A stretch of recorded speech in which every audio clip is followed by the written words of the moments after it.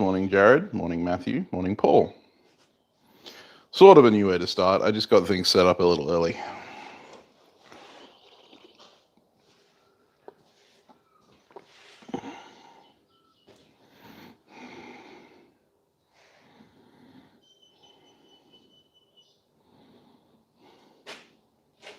How are we all this morning?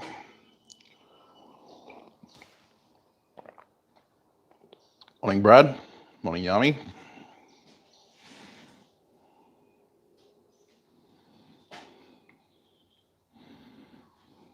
How are we doing?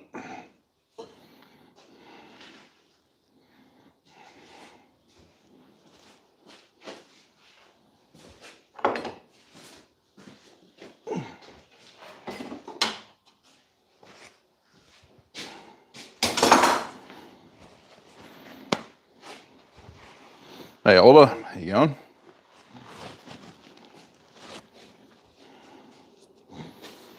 Yeah, Aaron.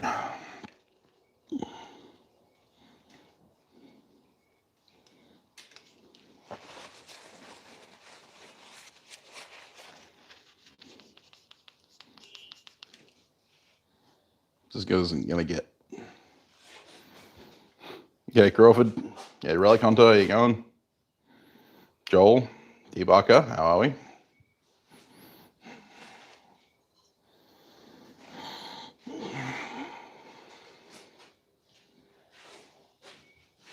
Counties.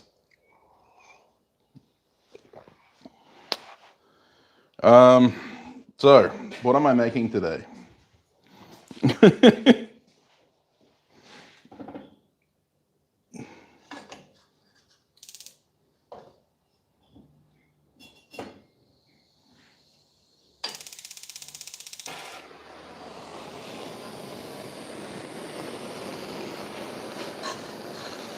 Sacks? I can make sacks.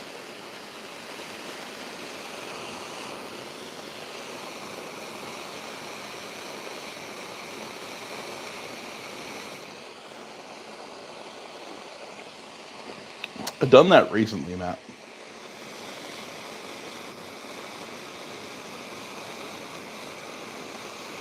Don't mind me, I'm just warming my coffee up.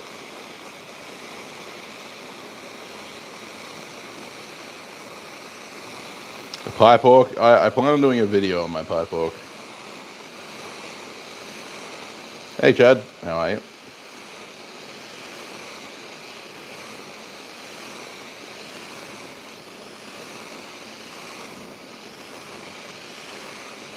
Hey, coffee cup, yeah. I don't really have the ability. And I hate sheet metal work. Hey Tim. Kevin, hello. Gravers, yeah, that is potential.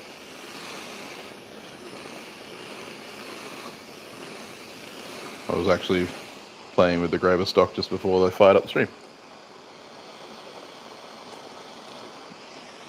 A Warncliffe? A Warncliffe what?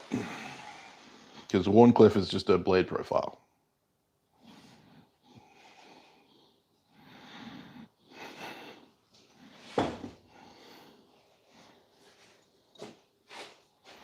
Most of the yard. Scottish Dirk, yeah.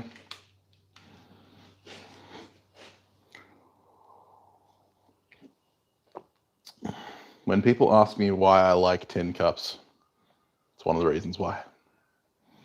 I can heat it up in the shop. Tongs, a wood carving knife, all good options. Morning, Andrew. Morning, Wayne. Sorry, evening, Wayne.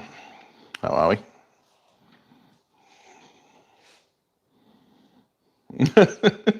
Fair enough, Trail Dust. Oh, dear Lord. Snap, crackle, pop.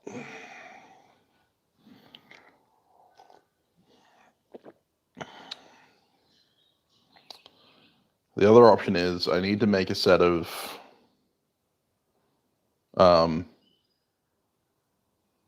like wood carving chisels.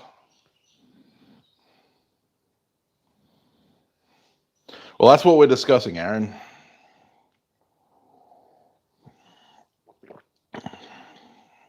Hey, Troy, how you going? Appreciate it, Kevin.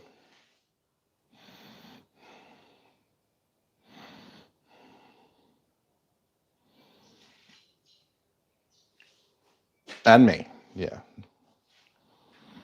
Yes, that kind of stuff. My father's birthday is coming up.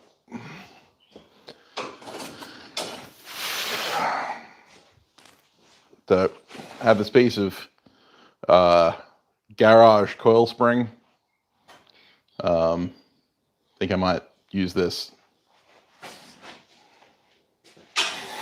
Sorted.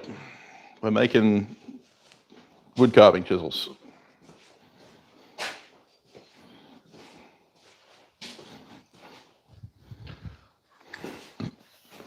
This is a neat little thing that Andy bought me for my blowtorch. Come on.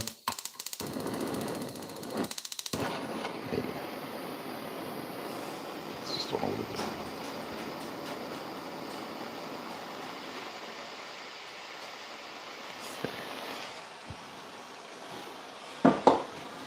Very cool. It's a bit of kit.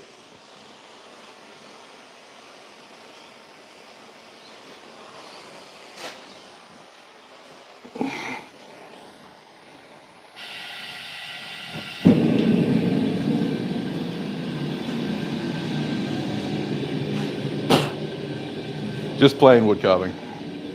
Chisels. Not going to be making Damascus. My dad wouldn't take care of him anyway. Good evening, Aaron Dennis. How are we?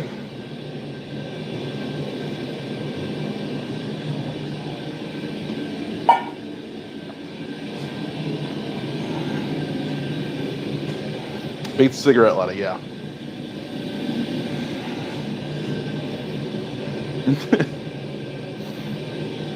So yes, much appreciated to Andrew for that. Well, I got to tell everyone that I got a taser because, like,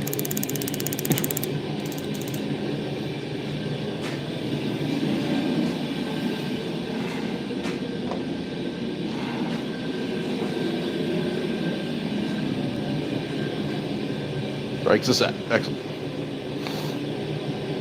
No new camera. It's still my phone, so it's probably your Wi-Fi not sucking.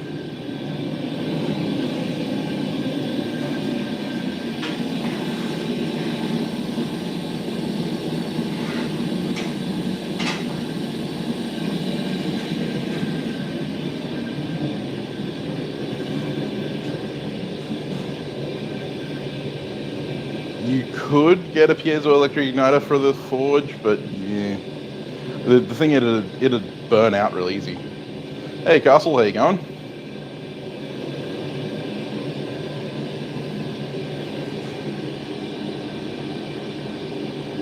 Thank you very much. I saw his message, Crawford. Thank you. Yeah, that's all good. Sleep is important. You're at Bawa? Bawa on a Saturday. Say hi to John for me. Oh, good, Crawford. Needs to make some knives for 2x72 grinding practice. Stick with blades shorter than 4 inches and taller than an inch. My recommendation would be to practice both saber and full flat grinds. I did a video on how to saber grind knives recently. And a blade about that size is going to be a good practice piece. I would also highly recommend doing it stock removal rather than forging first. Not happening, Wayne.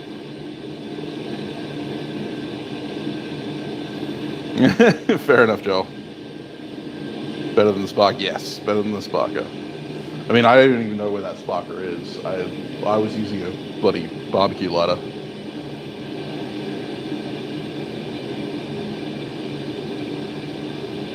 Hey, you going, Lauren?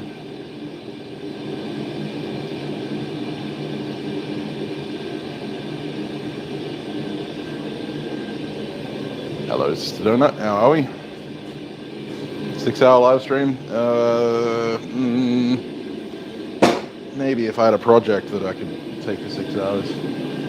Do the full Forged in Fire challenge, eh?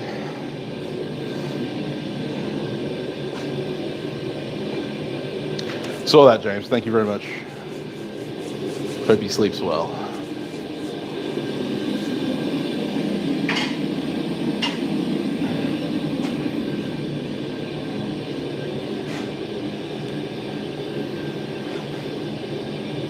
Could be a big pickle. Yes, it could be.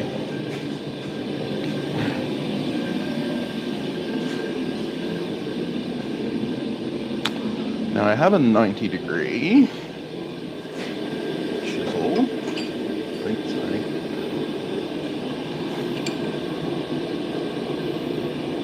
Ooh, it's a little bit over 90. Okay, time to regrind.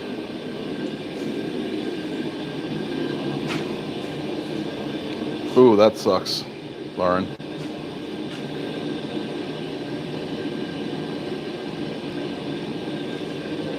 Well, Bobby, we're making chisels. Wood carving chisels, specifically.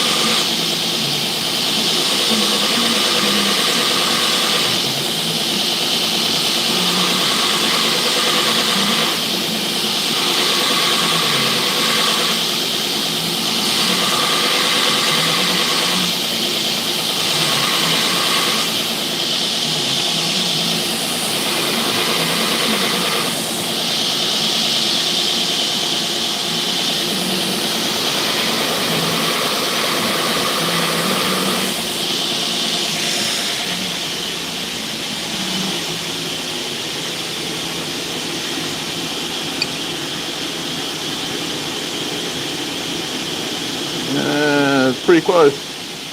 Pretty close to 90.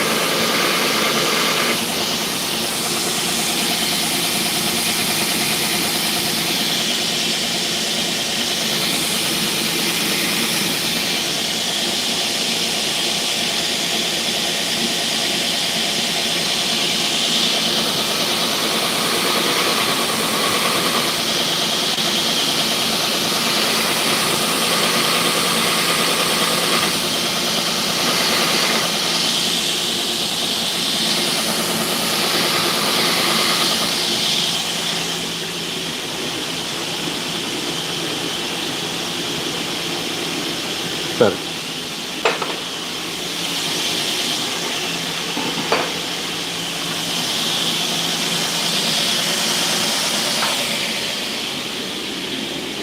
The only other thing I don't have is 60 degree.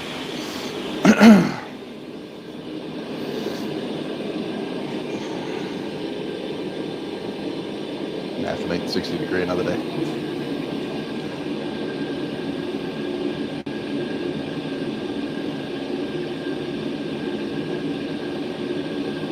Wood carving chisels, so V chisels, grooving chisels.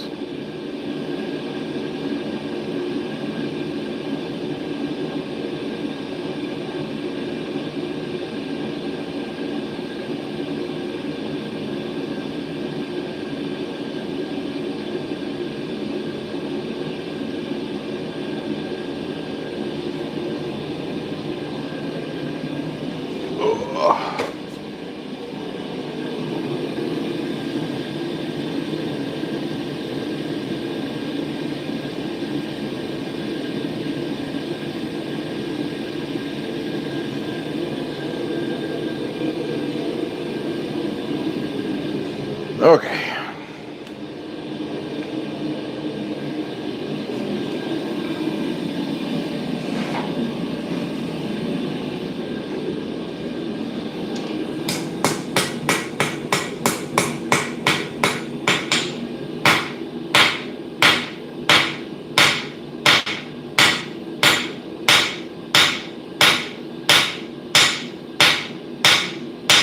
It's only the lighter the hammer, the longer the handle I want.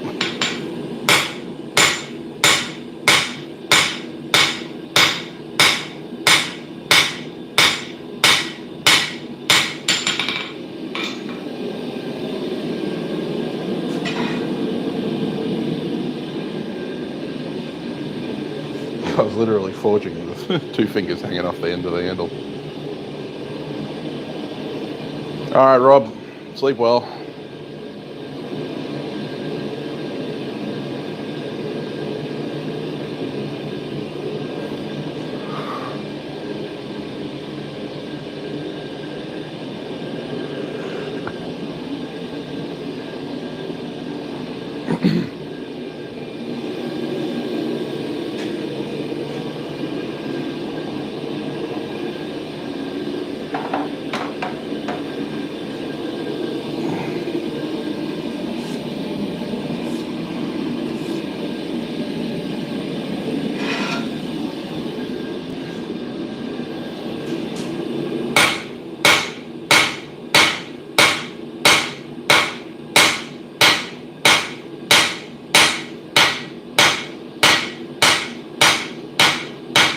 For this one, I'm going for a flared gouge, flared rounded gouge.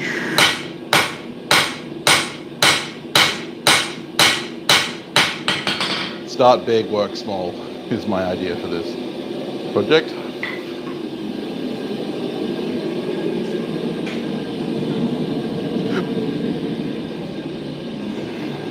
Finer detail stuff takes more control.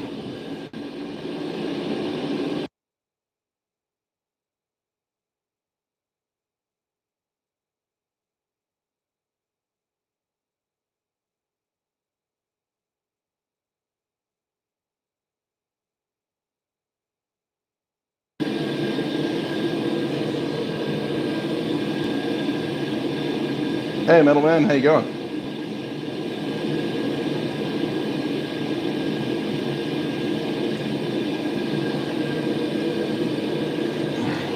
Stock diameter is probably just a little bit less than 3/8. So, what's that, like 5/16?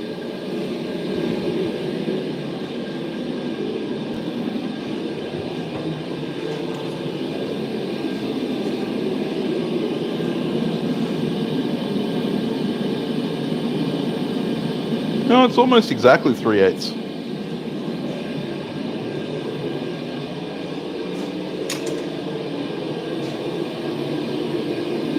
It's like 9.2, so it's just a little bit less than 3/8 of an inch.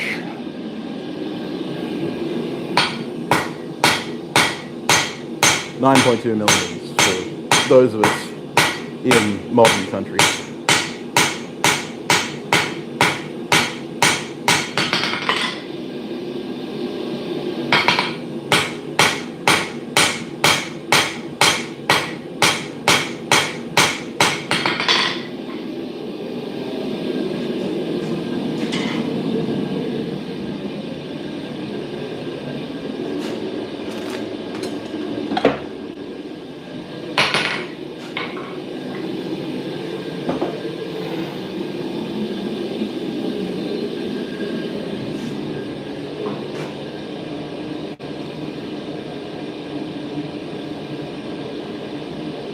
Hey, Paul.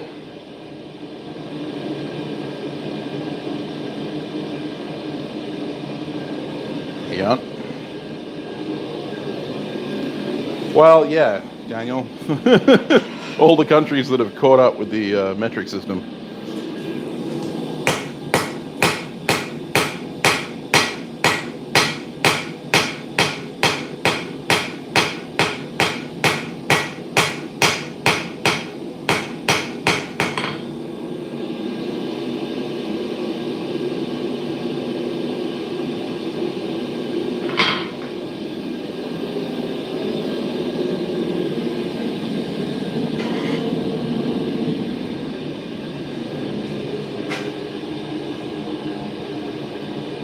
Yeah, fractions suck. Yeah.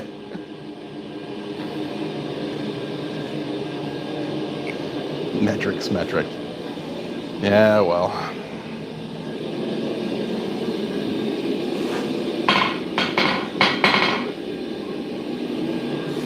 Metric is good for accuracy.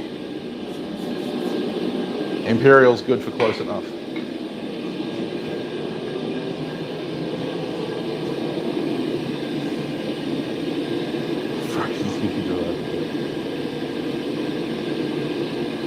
Hundredths and thousandths, yes, is a decimal system. Technically, hundredths and thousandths are a metric system.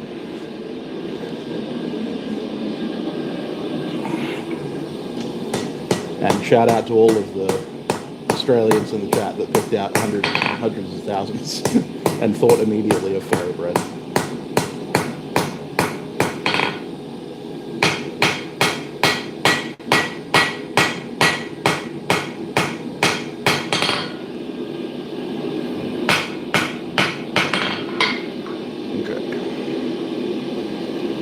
That's our gouge stock.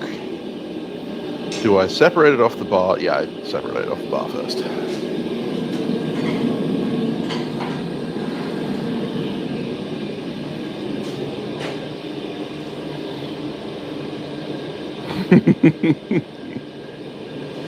Yeah, unfortunately I can't eat bread, so you guys are going to have that party without me.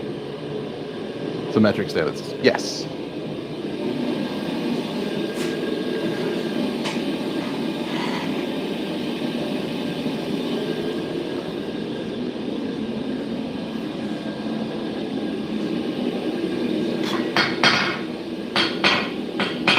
My American friends used to say, like, you know, oh, yeah, well, you can keep the metric system because we sent a guy to the moon. And I had to point out to him that NASA uses metric and always has.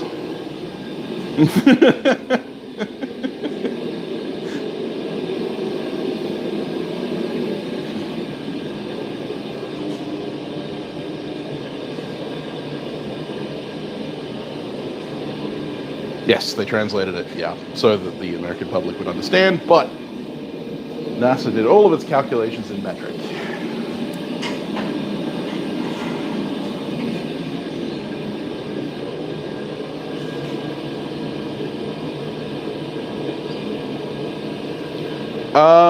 Well, Matthew, if there's someone near you, like a maker near you that is willing to take a look, most makers are pretty willing to give feedback, constructive criticism, that kind of thing. That would be my suggestion.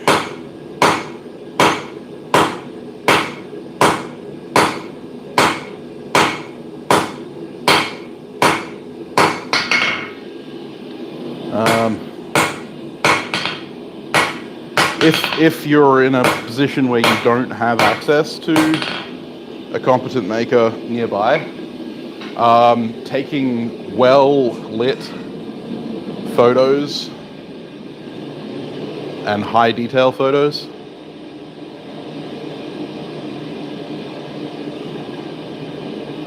We all have both metric and imperial druids. Yes, and taps.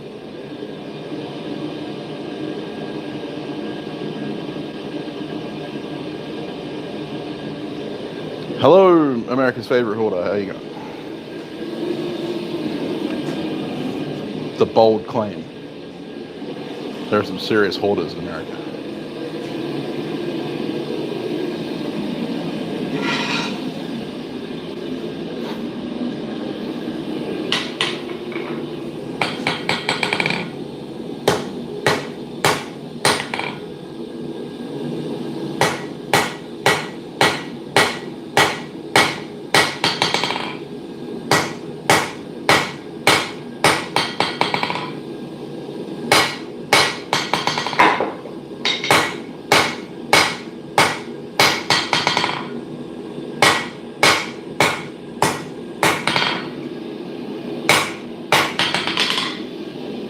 Going for a square backwards taper.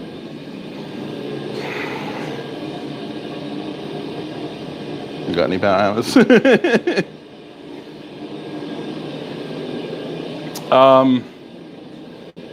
Yeah, so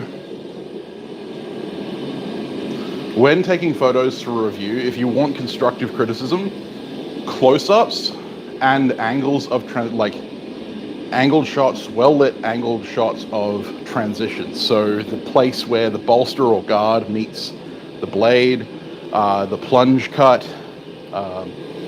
You want like an edge-on shot of the plunges.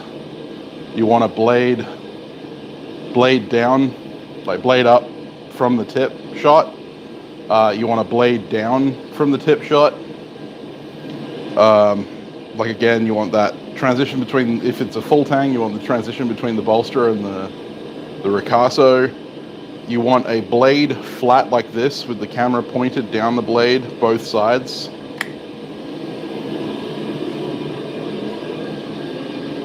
I should do a video on how to photograph your work for review.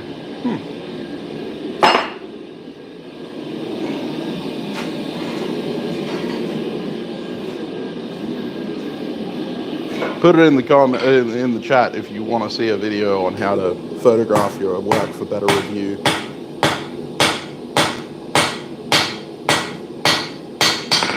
I mean, it helps me as a reviewer to have that video out there, but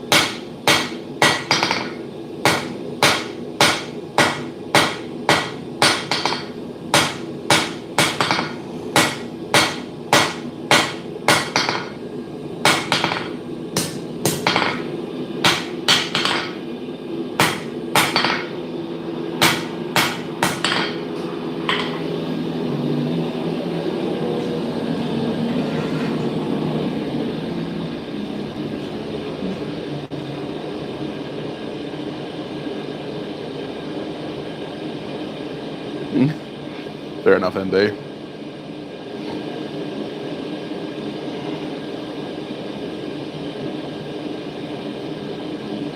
Hey, Chris. Oh, wow, Crawford. I'd take that in a minute. So, yeah, the reason that I tap the anvil between heats and stuff like that, most of the time it's literally just me resting my hand. And, like, when you do that, the hammer bounces anyway. But using that bounce, like if I just throw the hammer down and then lift it back up, I have to use all my muscle to do that. Whereas if I literally drop the hammer into the anvil, it rebounds into my hand. So I can use that to bring it up to strike the next blow. It's also to keep tempo. A lot of the time you'll notice that my hammer blows tend to be in a time. Like it'll be 1, 2, 3, 4, 5, 6, 7, 8. And it'll be, doing that on the work, but then in order to relax, I want to keep my tempo because that allows me to maintain accuracy.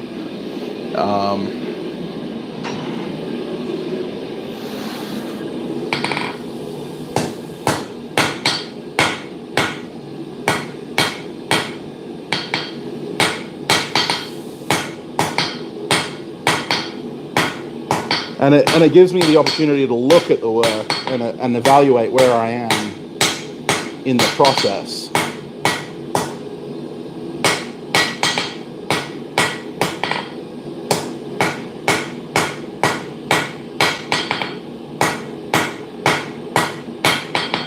You don't really do it consciously. It's kind of an unconscious thing. It's a habit that you pick up as you swing a hammer for a while. You just kind of start doing it, and you don't even notice it until someone points it out to you.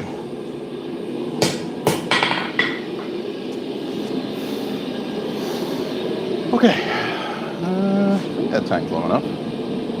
Let me know. Long enough.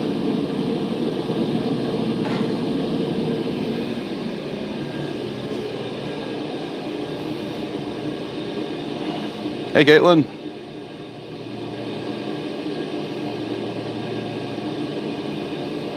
See you later, Sister Donut.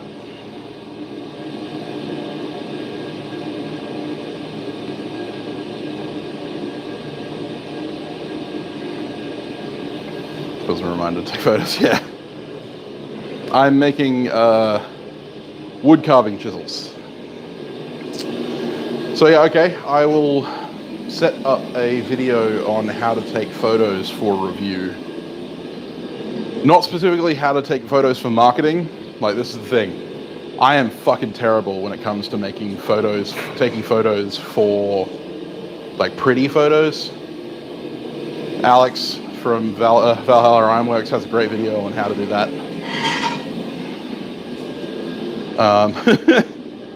But as a person who regularly gets requested to review people's work, I think I can put together a video on how to photograph your work to make it easier for people to give constructive criticism.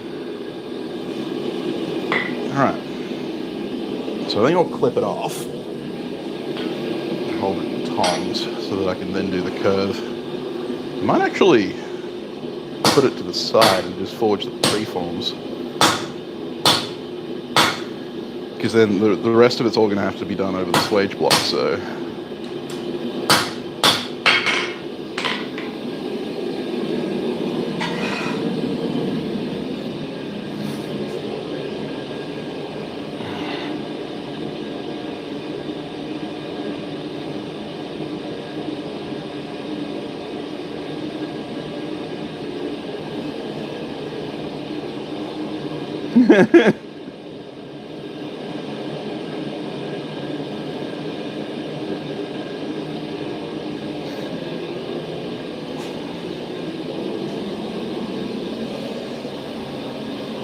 I mean, I'm kind of with Troy on that one.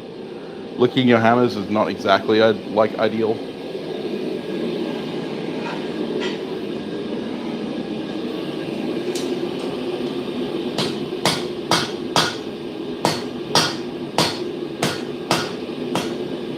Like, I mean, you know I love you, James, but, you know, don't want to encourage my viewers to be licking their hammers.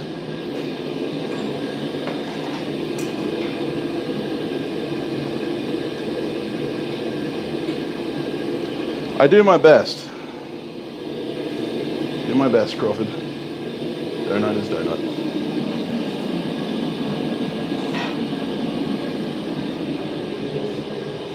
Adds iron to your diet.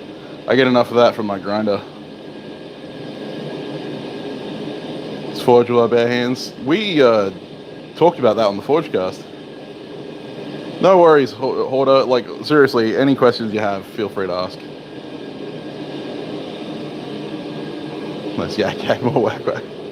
How you going, Newts?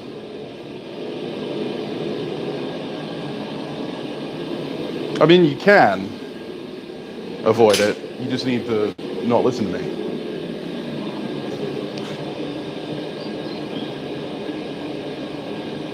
I thought you were going to bed, Rob. Just saying.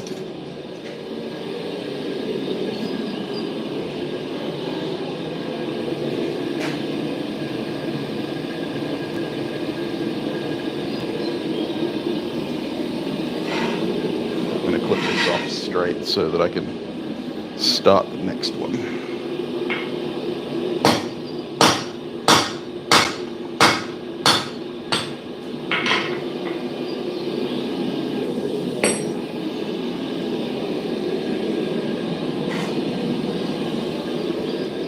I did some work on that chisel I made last week. Was it last week or the week before? I can't remember.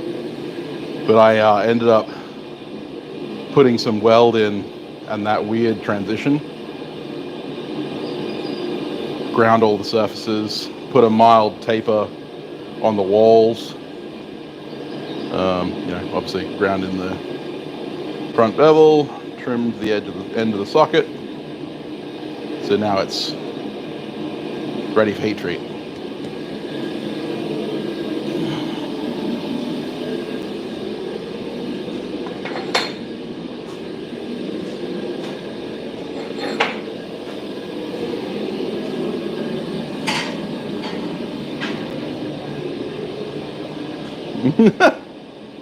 That's not good, James. It's not good. Last week. Yeah. Okay. My memory's terrible.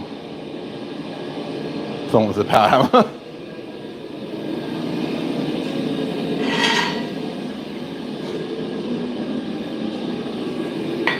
Bad roll. You need to sleep.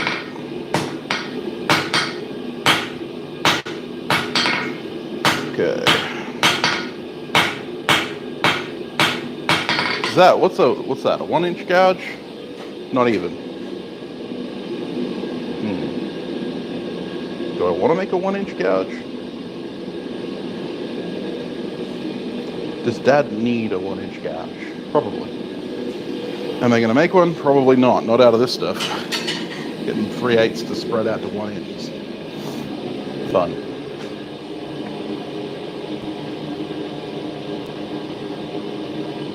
Got to fix the Carahard? What's that?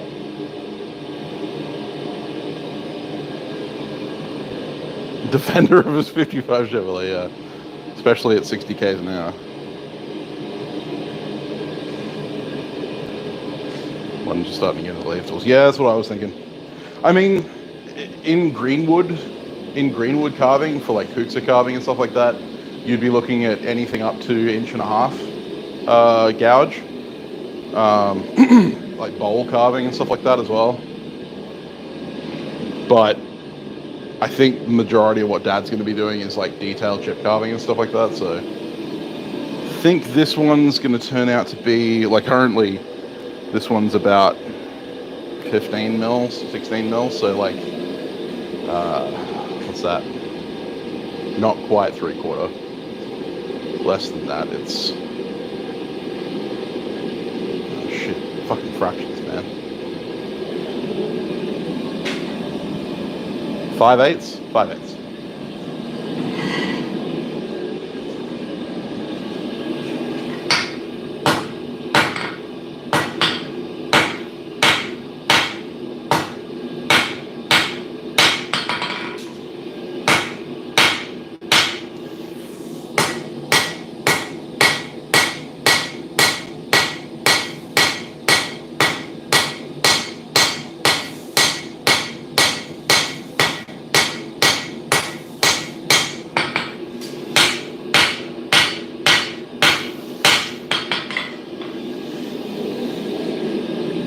Trim a little bit off the tip. I made it a little bit too narrow. Hey, Henry St. Forge, how you going?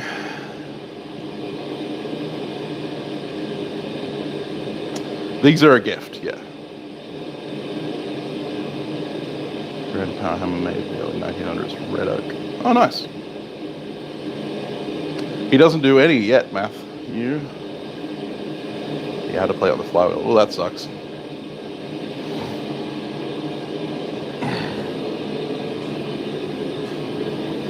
Yeah, my dad does a lot of woodwork, mostly furniture making and like box making and stuff like that. He's a very talented man. He also did a lot of welding for a long time. Like, he built the shed like that I'm standing in. Everything from laying the concrete to welding up the frame and all that. That's what he used to do for a living, welding, making sheds for a couple of years. He was a builder before that and an aircraft engineer before that.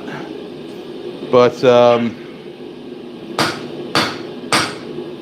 I asked him yesterday, because his birthday's coming up, what he would want for his birthday, because, you know, he knows what I do for a living, and he knows that I have no money. So we came to an agreement. I offered him some wood carving chisels.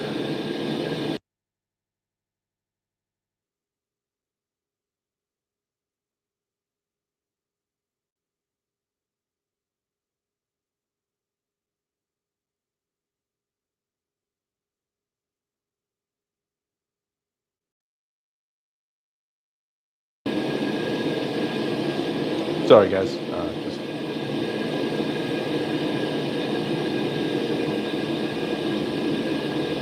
What style gouge flute?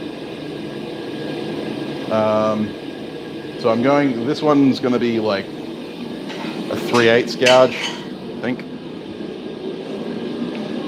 10 millimeter.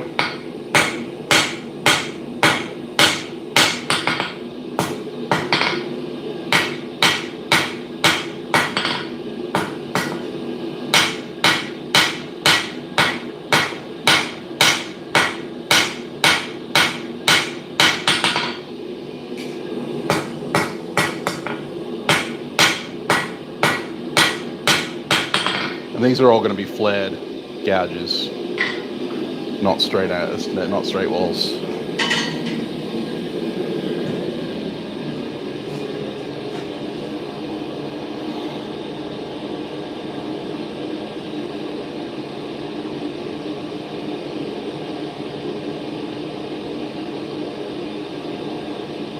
Oh yeah, that sucks, Caitlin.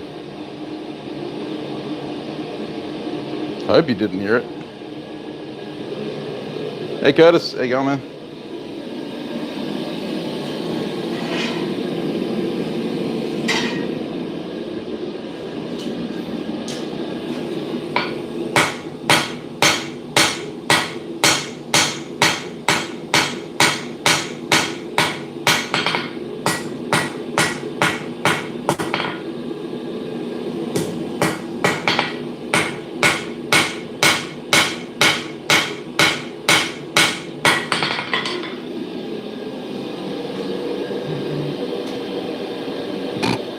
Almost exactly the same diameter as the last one.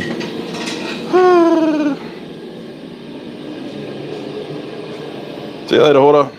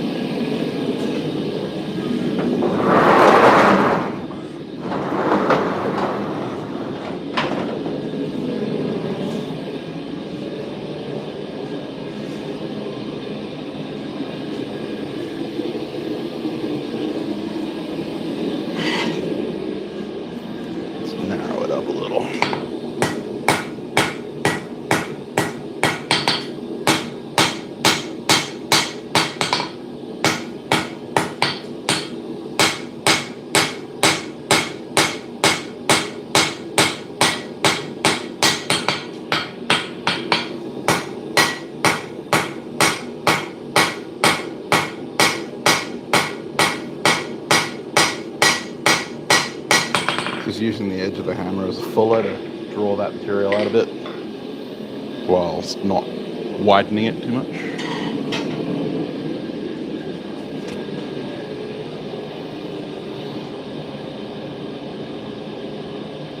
Might need thicker stock. Why thicker stock?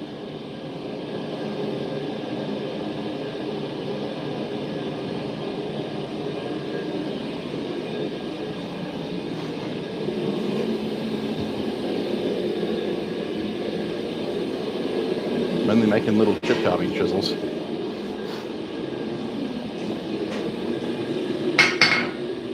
Ah, no, we're not going for 1 inch, no. I decided against it.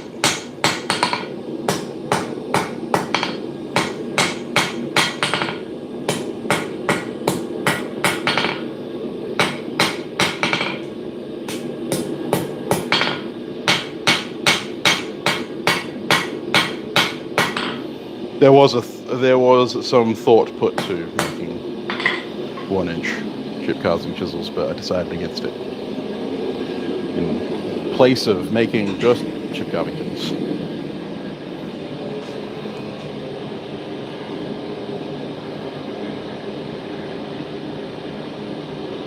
Oh, nice already.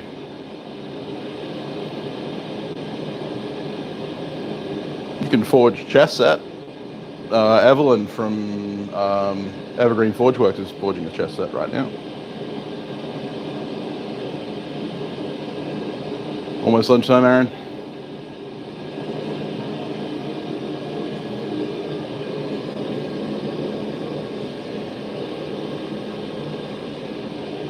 Metal puzzles, that's also a good one.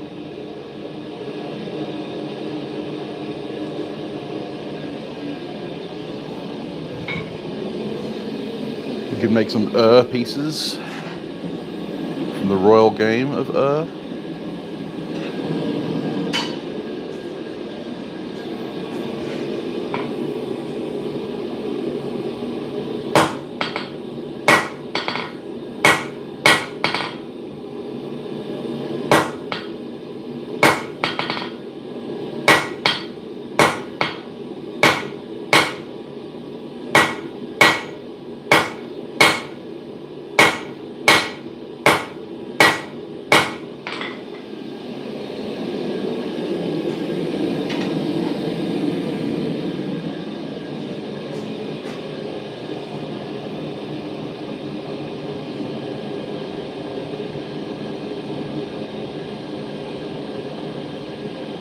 Yeah, square edges are a little easier. Thack Ironworks did make a top tier chest set, true. Dice, yeah, I love dice, totally.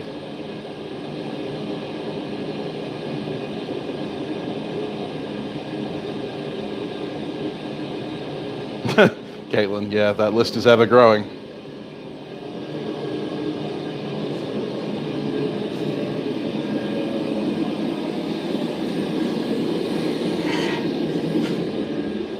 I know that story.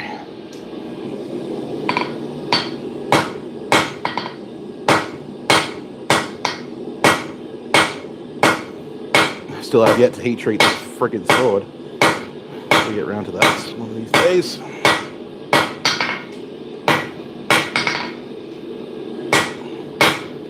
Still hemming and hawing over the tempering process. That's what's holding me up. I think I've decided I'm going to torch temper it this time.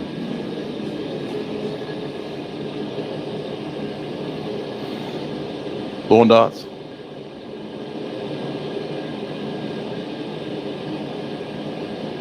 Dodecahedron.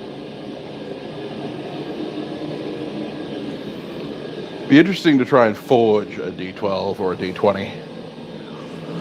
I may try it one day. I'm not brave or stupid enough to try it now. Yeah, sword to forge for Demolition Ranch. Nice.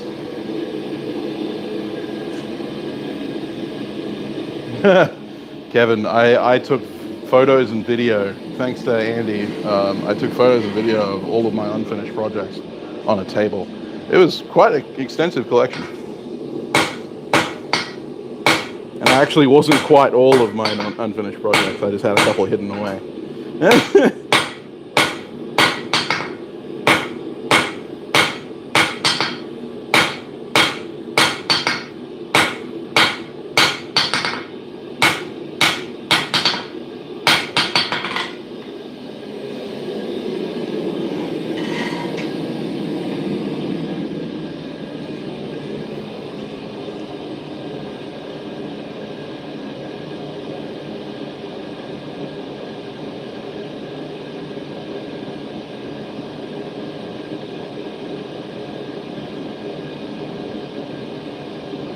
Forge a game. Yeah.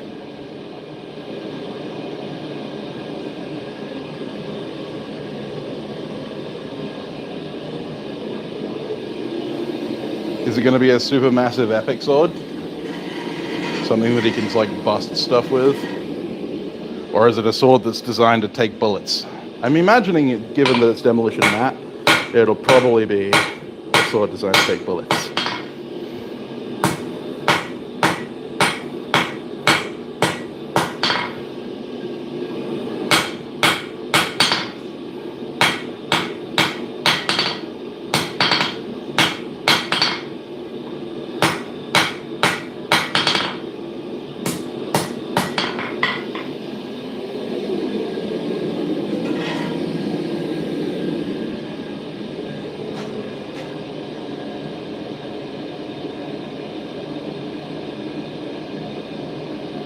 Hey, this Lira. How you going?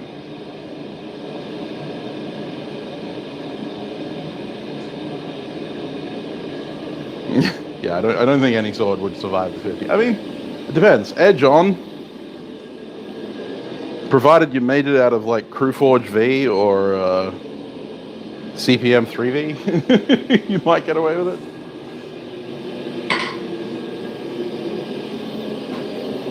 And made it about like a half-inch thick, so that it's the same width as the bullet.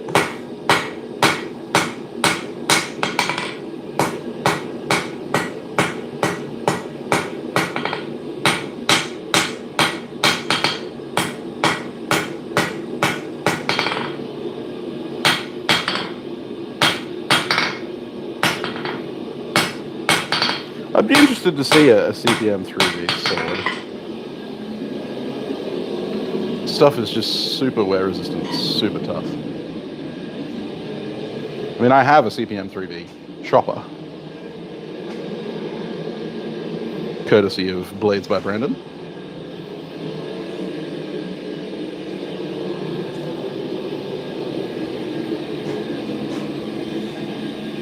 Like 5, 6.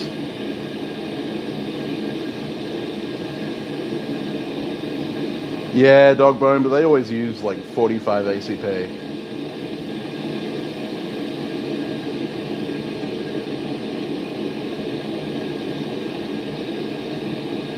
Unfortunately, I can't read Portuguese, Lito.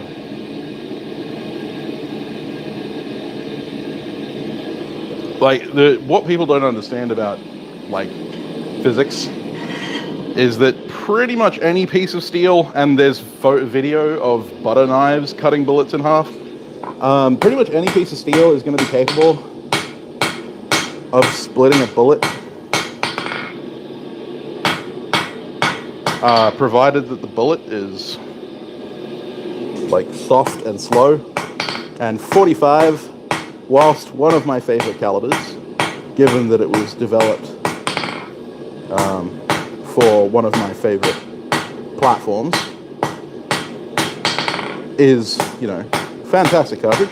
It's also fat and slow. Maybe that's why I like it so much. I identify with it.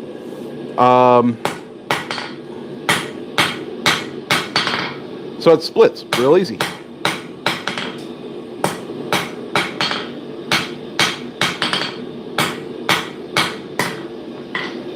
And that's why they use 45 ACP for most of the Forge and Fire bullet chop tests. It's also easier to get a 45 ACP to meet a blade edge on.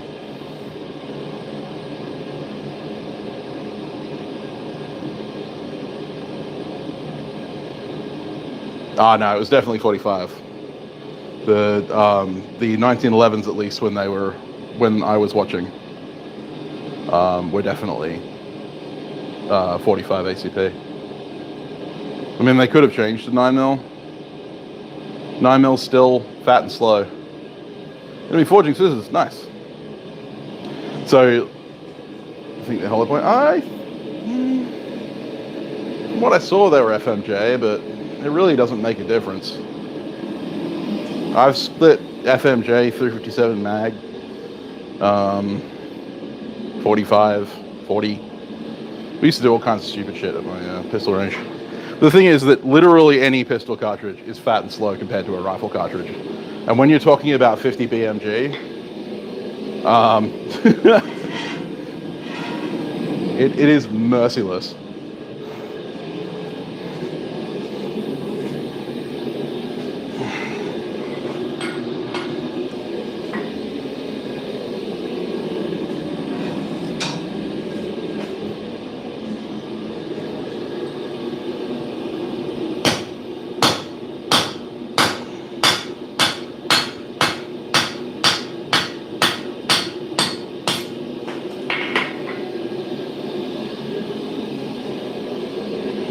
Okay, now I need to make a platform for the beach.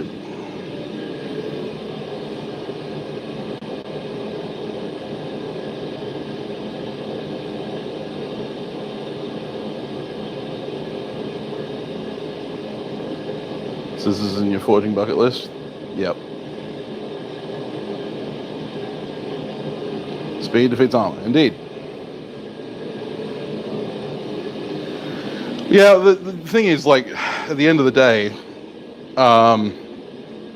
any steel is going to be harder than a lead cored copper jacketed bullet.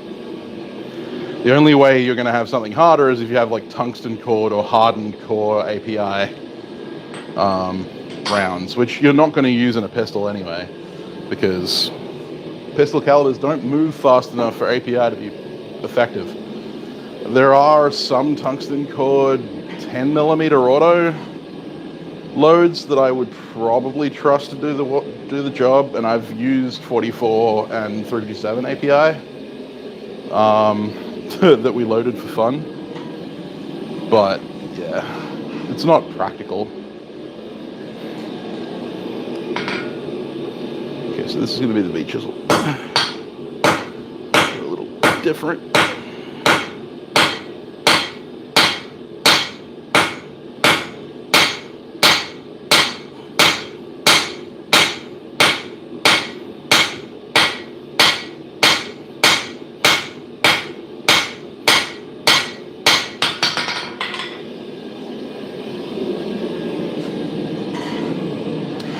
But yeah, for armor piercing, you need velocity.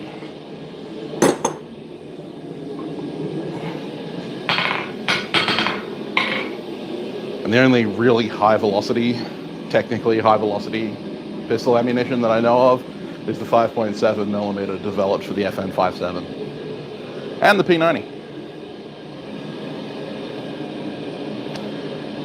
50 Big actually isn't designed for long range. It's designed for anti-materiel. It's designed for hitting big vehicles, and was originally, of course, designed for the Browning machine gun, which is why it's 50 BMG. 50 Browning machine gun. It's designed as an anti-materiel rifle, or an anti-materiel machine gun round, and then was transferred to platforms capable of firing long ranges. But like literally any sniper will tell you, any sniper will tell you that 50 BMG is actually a crap long range round.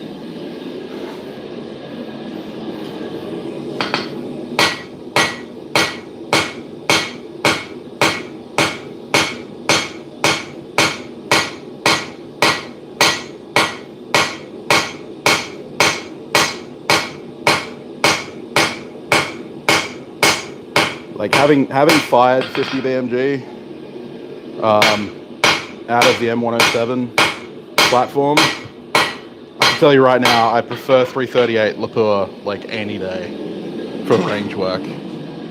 The trajectory is so much better. MOA off of 338 platform is normally going to be a little bit better than your 50 BMG MOA.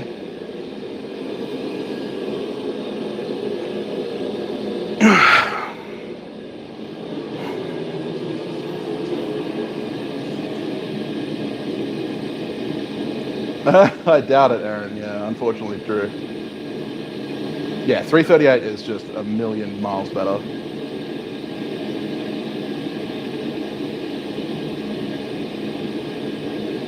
Depleted uranium. Depleted uranium is just there for weight. Actually, yeah, 20 mil. Yeah, Nanzio 20 mil. Shoulder fire 20 mil rifle. Yeah, Randy, that's it. Like, and the thing is that the loads, 50 BMG loads, most of the time, even the ones being used by marksmen in the army, aren't really loaded to spec. They're loaded for machine guns.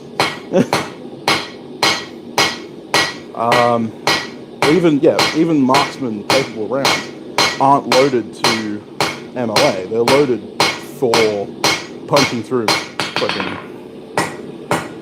armor. And so you're not getting reliable combustion, especially the length of cartridge in a 50 BMG means that you get uneven combustion of the propellant.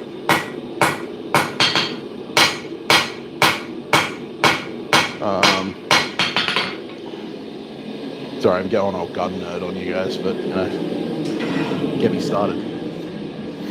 Long range shooting and like and ballistics is something that I'm really passionate about.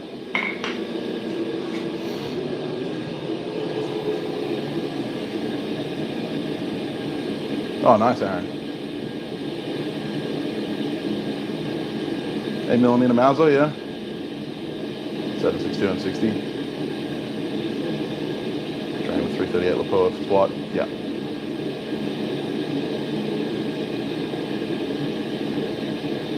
Yeah, I'd love a Mauser K98K.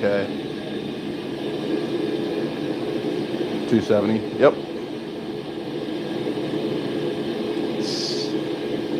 7mm Reming mag is an amazing long-range cartridge.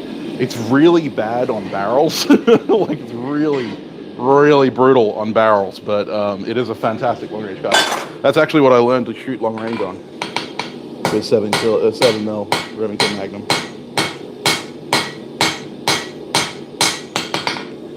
And 300 Winchester Magnum. 300 boom. the Americans call it.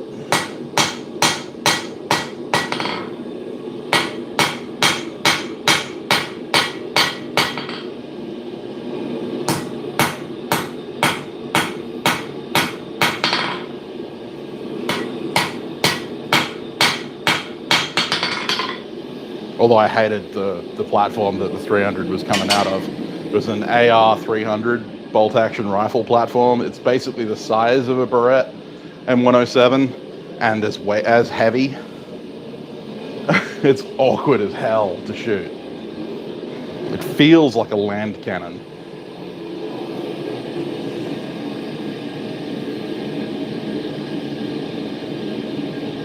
Polycoated both tails, yeah.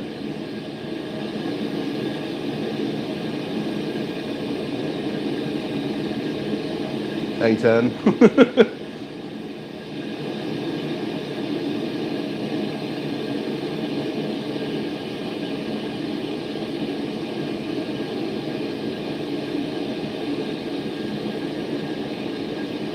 M1 Garand.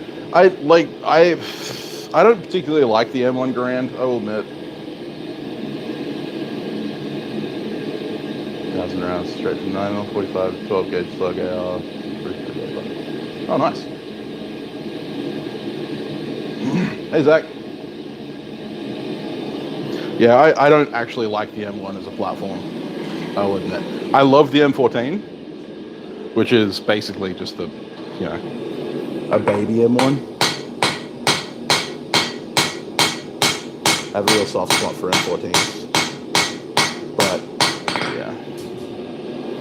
If I was to have a, 30 caliber semi-automatic platform, it would probably be the FAL or a Heckler and Koch M390.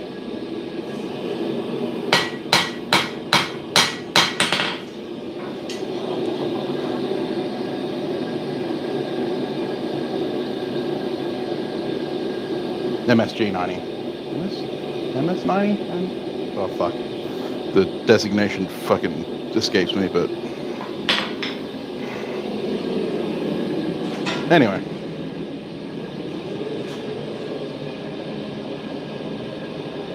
$300 Win Mag, yeah. National Night M1A, yeah.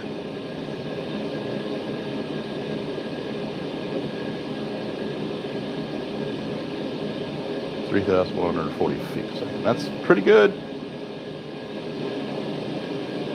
Yeah, Aaron, you and me both, man.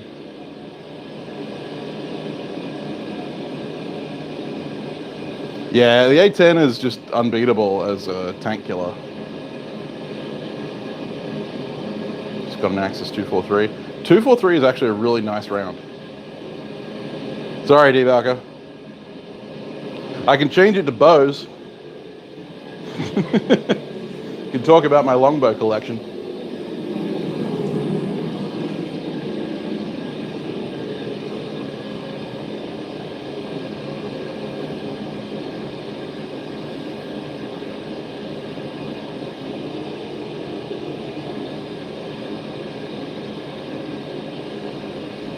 My draw weight? It depends on what I'm doing. Like for target archery, just general target archery, I prefer something in the 40 to 50 pound range.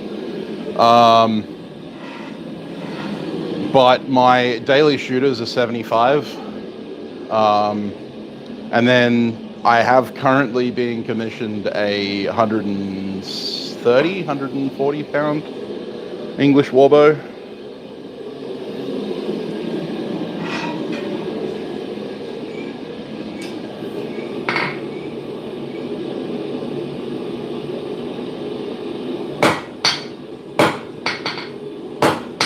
All the way 90, so follow your own goddamn rules.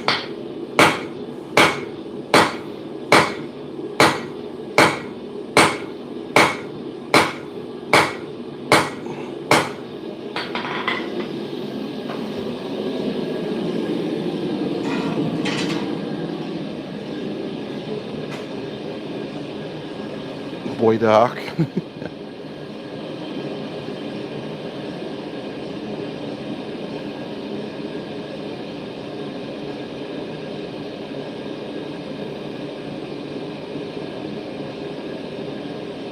want to make a windlass 1,000-pound draw, like a windlass, crossbow.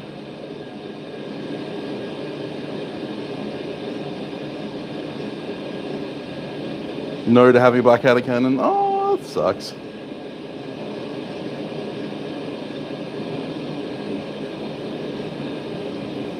Yeah, the highest. I would love an Osage orange bow, but unfortunately Osage is almost impossible to get a hold of here in Australia in sizes capable of making bow billets. And they're better for flat bows than long bows, from what I've heard from my bow making friends over in the States. 50-pound bear recurve, nice. 35-pound target, recurve, and a 150-pound crossbow. Nice. The highest draw weight I've fired was 125 pound. It was a laminated flat bow.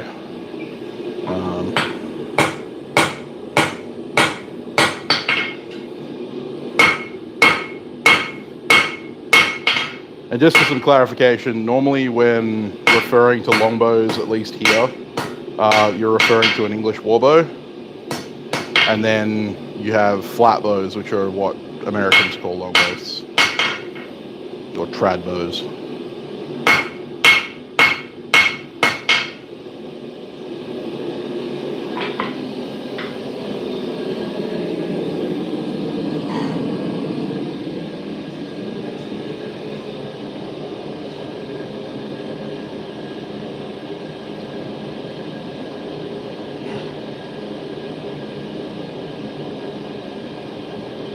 Made a crossbow in high school? Yeah, that's a bad idea.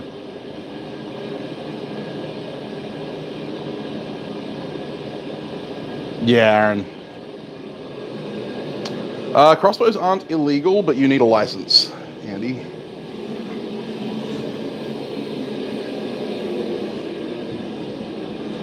Much like paintball markers and all that kind of stuff, you need a license for them. Rabbit season. Duck season.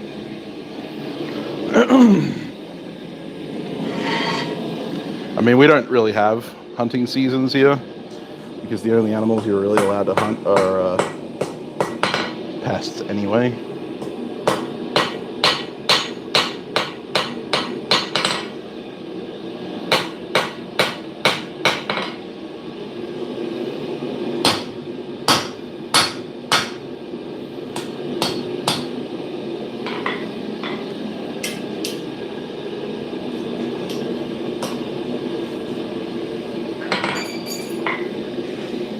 Okay, so V Chisel, small groove, large groove. Help.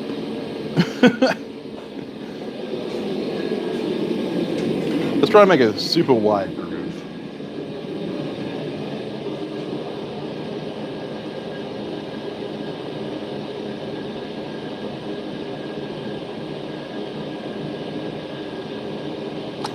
To my email, Zach. samtownsbladesmith@gmail.com. 48-pound recurve. Nice. Oh, that sucks, Debaka. I really don't like compound bows. One day, Wayne.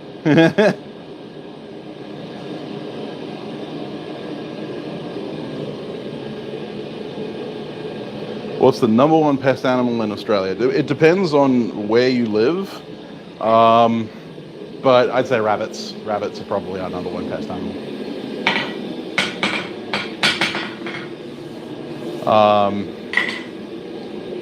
Kangaroo or fox.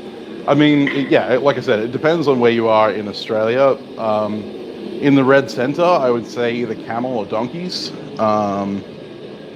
In Queensland, New South Wales, less New South Wales, Queensland and parts of the Northern Territory, cane toads are the hugest problem. Here in WA, our killer pests are foxes, kangaroos, rabbits. And it depends on, like, it's really hard to gauge like what makes a pest worse than another pest. Like foxes are really bad because they kill native wildlife and, you know, like all other kinds of wildlife, and they're all pervading and they're literally fucking everywhere. But their population's not that dense, so like we managed to control them okay. Rabbits, on the other hand, are just, well, they breed like rabbits and they are insanely damaging to crops, but they're not as damaging to native wildlife.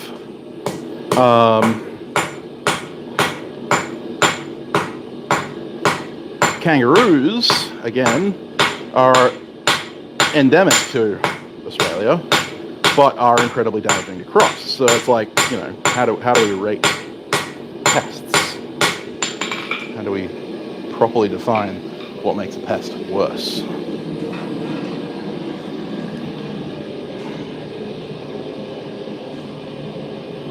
Ferreting, yeah.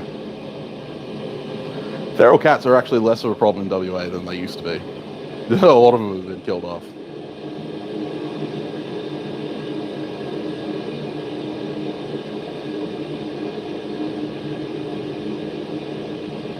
True that, Wayne.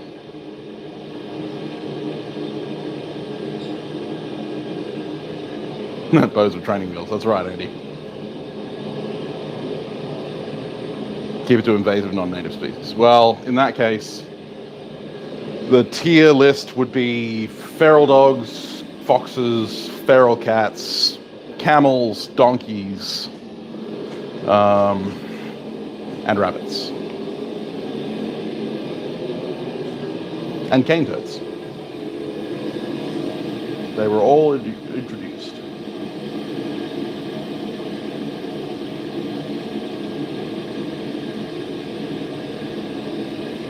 Most dangerous pests, politicians. Yes. Bureaucrats and politicians. Quite dangerous. Approach with caution.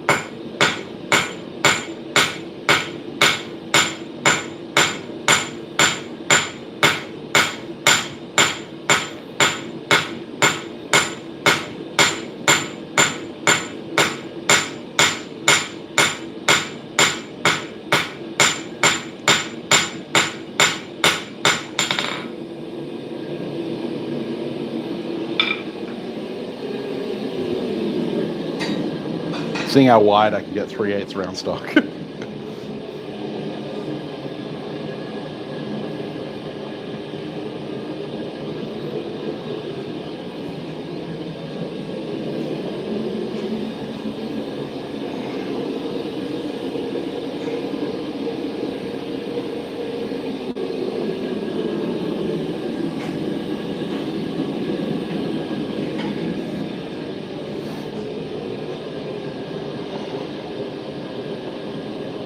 See you, Troy. Thanks, mate. Thanks for being around. That's true, James. Nothing worse. My dad has been trapping cats around his house for the last couple of weeks. He's already up to 21.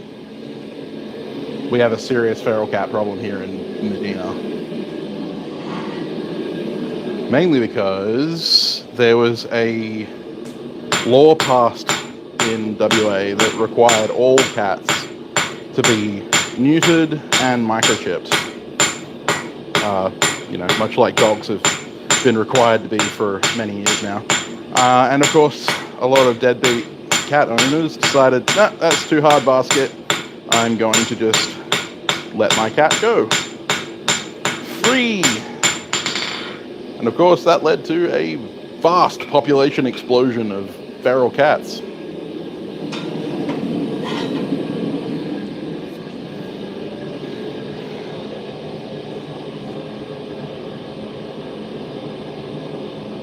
Bounty on fox pelts, yeah. I mean, here in WA, like one of the problems I have is every time I go fox hunting, if I grab a fox, if I end up actually tagging one, it's always got mange. I have yet to get a fox with a decent pelt. It's killing me.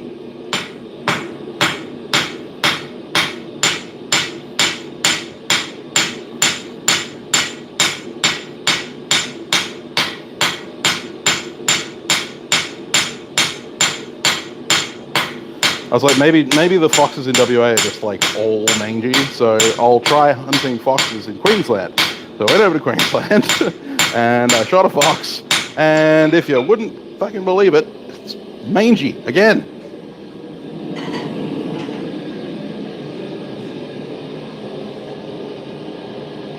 Mange is incredibly bad, yes. Asian doves. Fair enough. Yeah, I mean, pigeons are invasive species here, but we don't have as big of an issue with them as we have with the native galahs.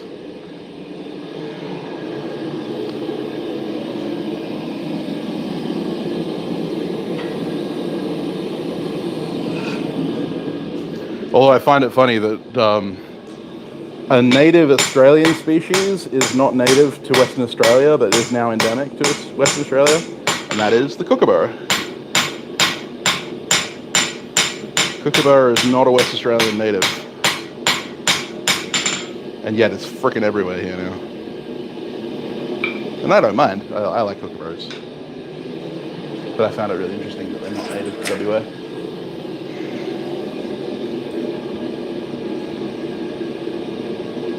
Well, there you go. I managed to get 30 mil. So almost inch and a quarter out of 3/8.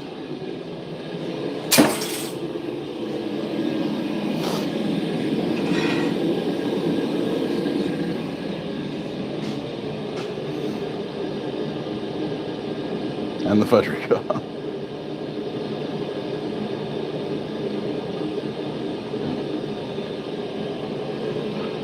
Oh, the kookaburra, they're not that bad. They're not that big. And they laugh at you.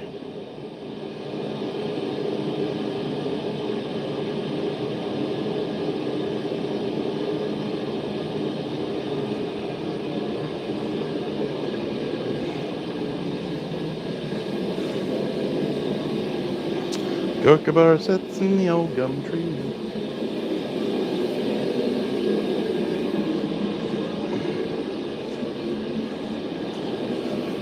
Been a while since I thought about that song.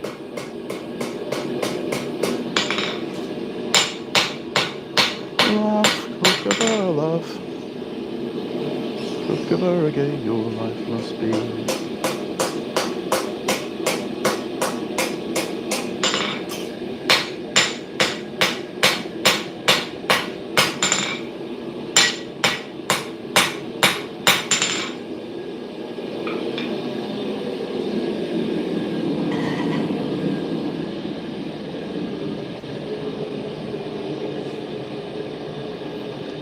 Not super paper thin, but yeah, you're probably down to about 1 mil.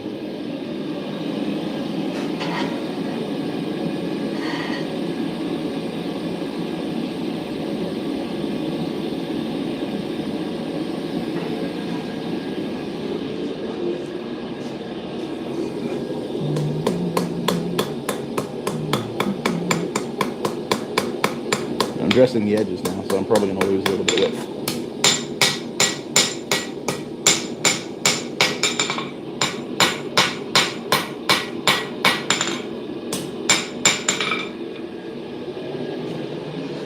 There's me calipers.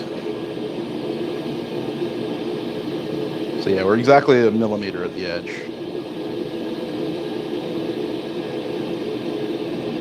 And we are exactly 30 millimeters tip to tip on the wings.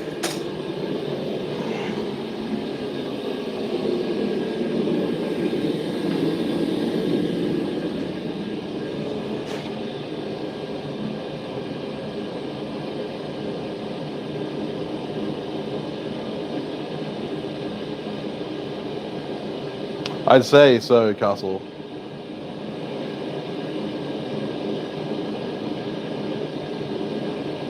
Yes, red-tailed black cockatoos are protected.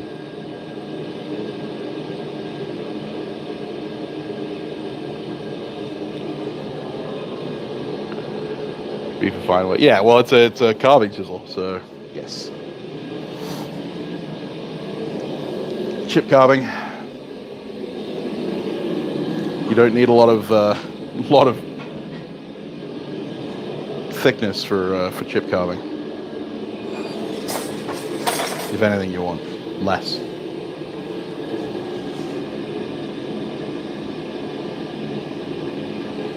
Yeah, you see red-tailed blackcockies around here a lot when it's raining, because they always shift with the rain. So you know if you see red-tailed blacks that you're gonna see rain.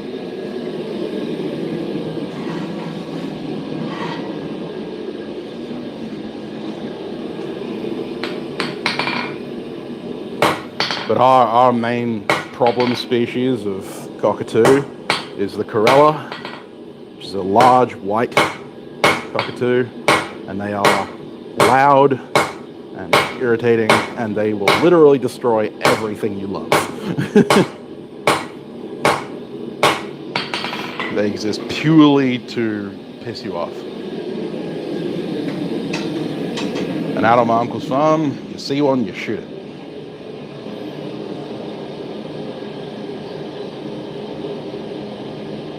Oh, that sucks, Randy.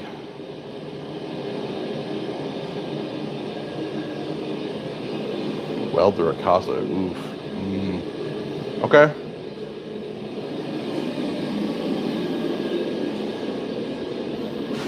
Okay.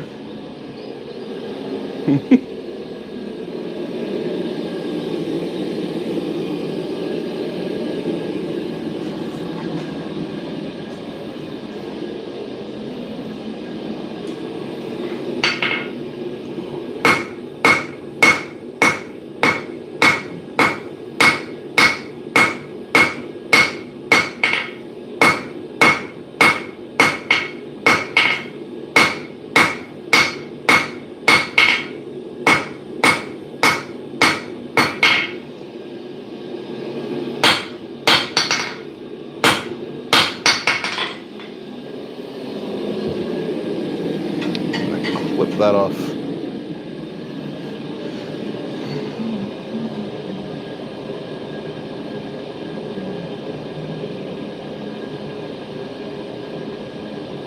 Fair enough, Joel.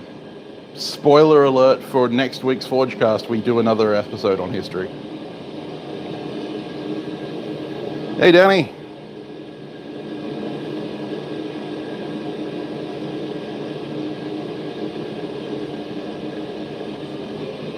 Much more bigger, huh? That's it.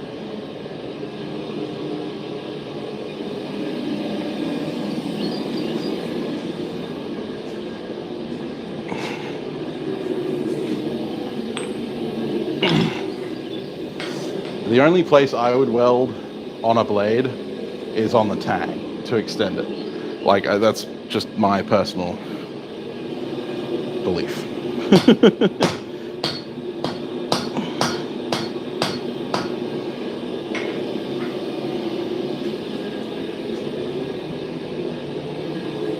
Not saying what you have to do or anything like that. That's just me. Okay, I think that's all of the chisel blanks I need.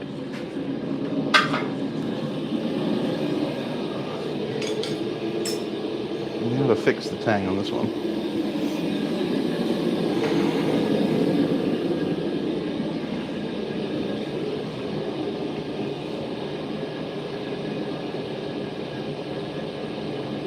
Oh, there you go, Aaron. Didn't know that. About 5 mil too low. Wow. Did you mismeasure when you were measuring your slot?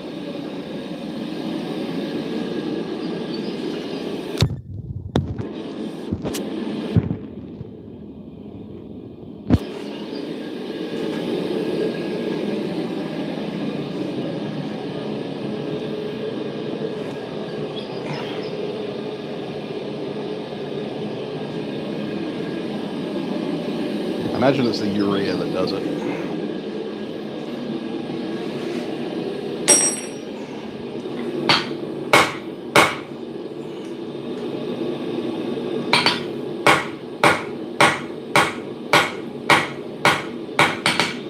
Gripping finely tapered surfaces is always a bitch.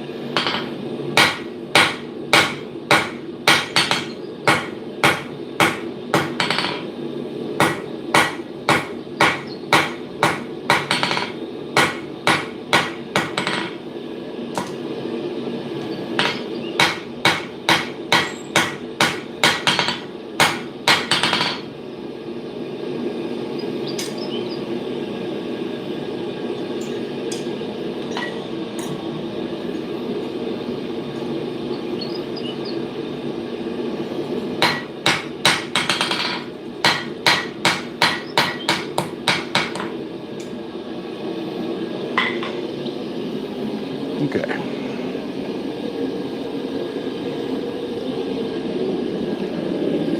Time to put the curve in.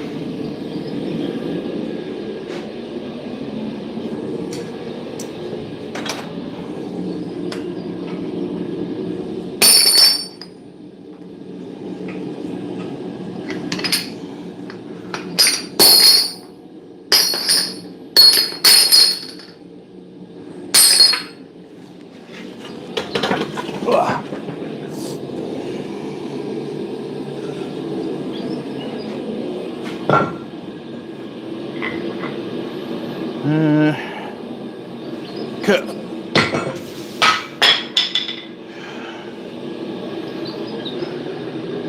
This is super safe. It'll be fine, I'm sure.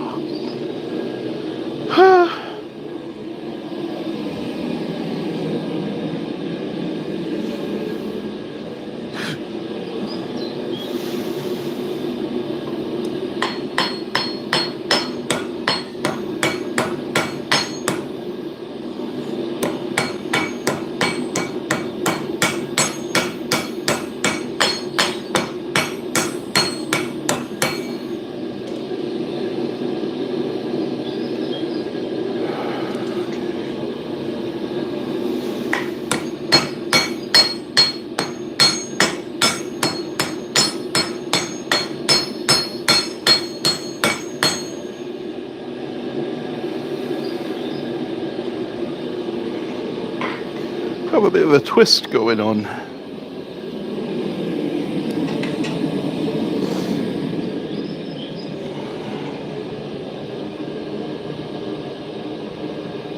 Go, Randy. I'll let you know when it gets here.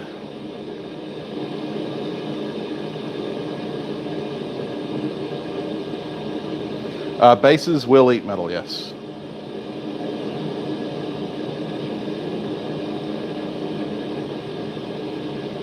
Hey, Joyful. How you going? Swage block. Yes, it is the Fire Pants Swage.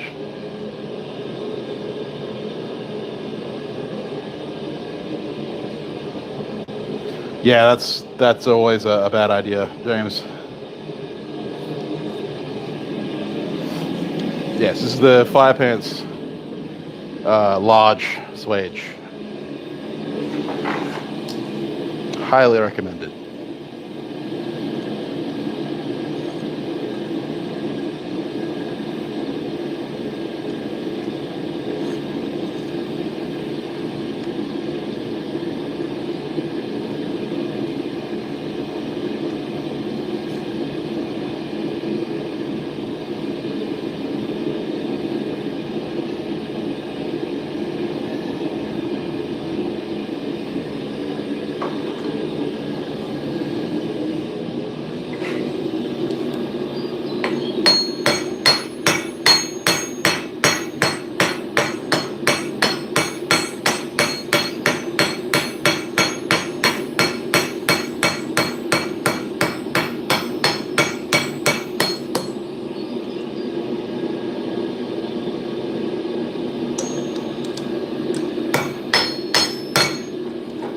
I need, like, a second person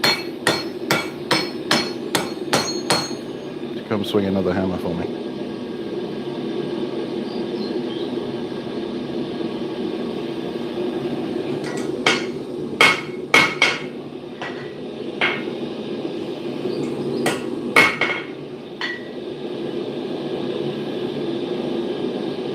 That'll do it.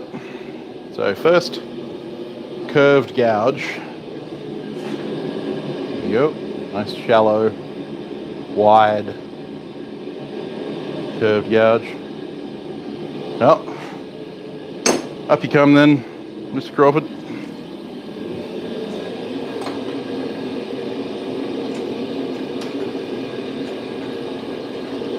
Problem is I don't have any top fullers. That top fullers just make life a lot easier for this kind of stuff.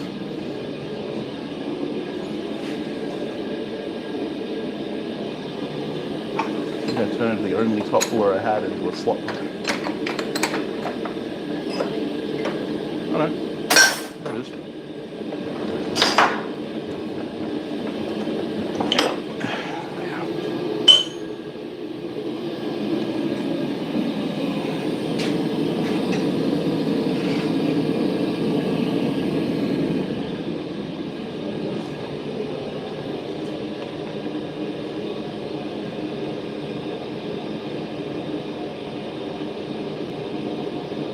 Yeah, scoop twisted a little bit.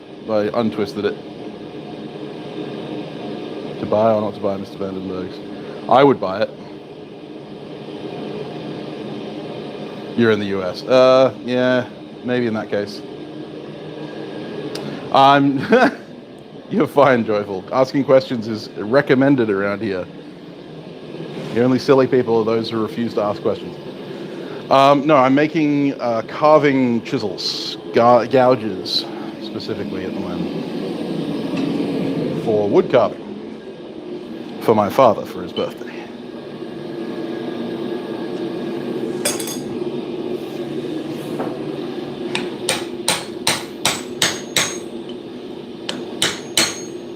Anyone seen not encouraging people asking questions will be kicked out.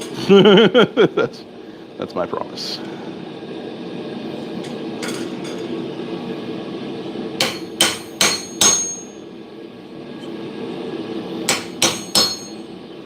My platform is literally in the education section of YouTube for a reason.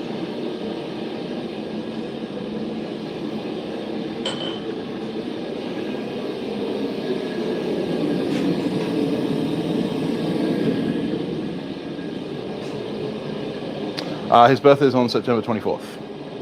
Hey, Corey. True that, Randy.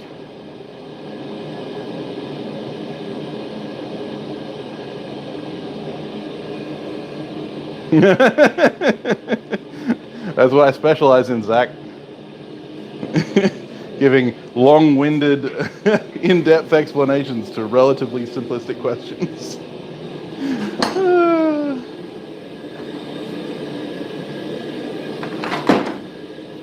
If you don't want long-winded answers, you're in the wrong stream.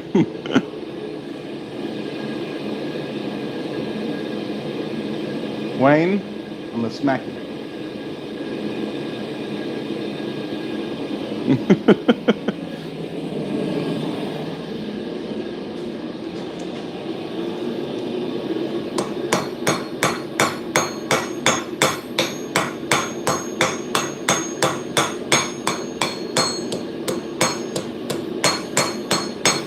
Yep, second set of hands would really help with this job.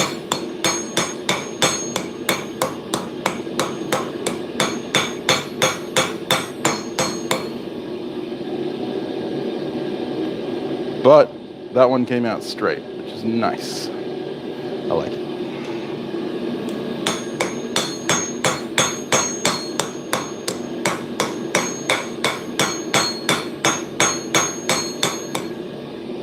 The only place where I stand straightness is in my gouges and blades.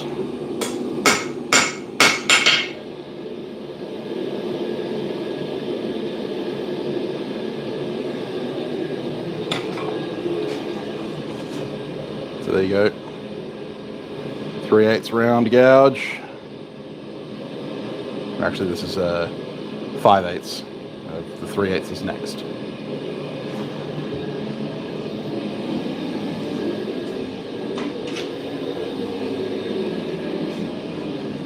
And then we've got to go to the V Chisel, which is going to be fun. I'm not sure of how I'm going to pull this one off. That one? Yeah, it's that one. Not that one. That one. Okay.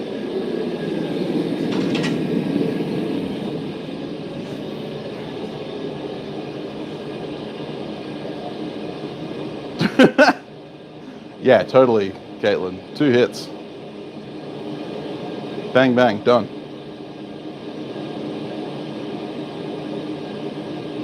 Might get bonus points if I use my cube. I don't really need to use the cube today.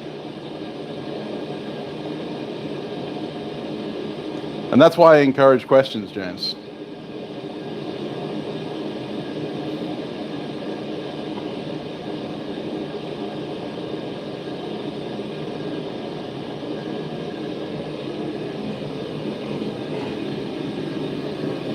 I will have to heat treat them, yes. See.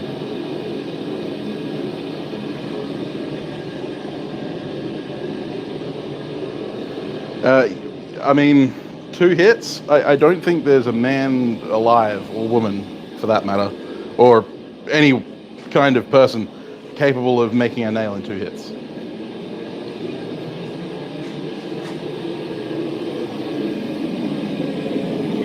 Two heats, yeah, sure. But 2 hits? Yeah, not happening.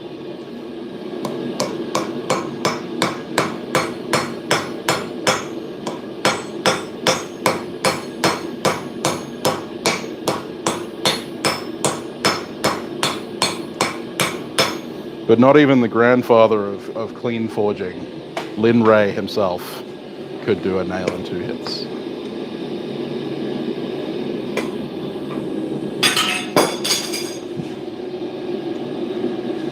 Okay. Whew. 2 sets of hands. Need to move the hammer. This is really awkward. Yep, there it goes. Oh, fuck it. Apologies.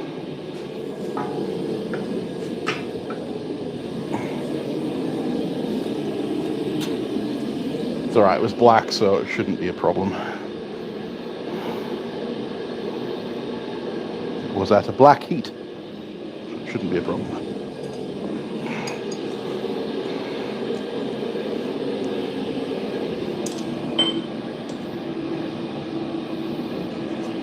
I can use that.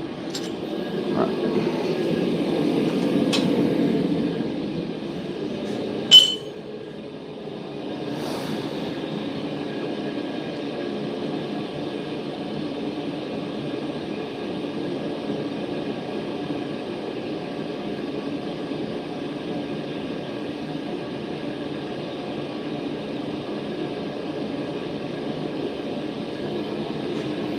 I mean, it depends on what circles you're in, Matt. It's alright, Joyful.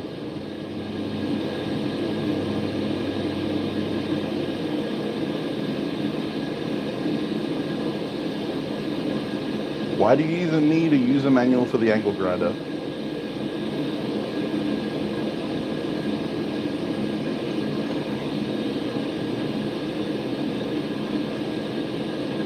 Nail burnout.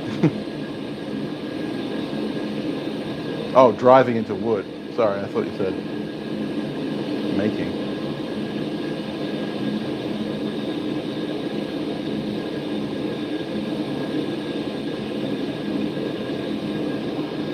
How many chisels am I making? 4. This is the 3rd.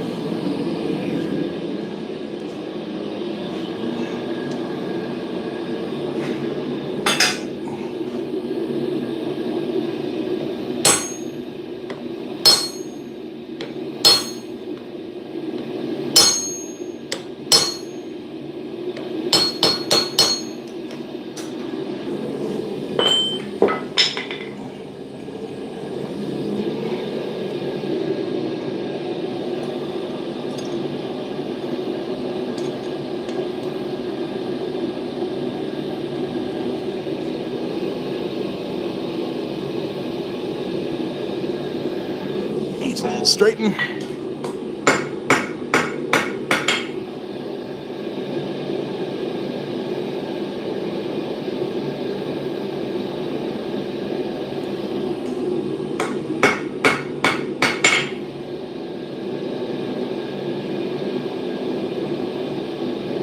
do. I'll be able to fix that in post.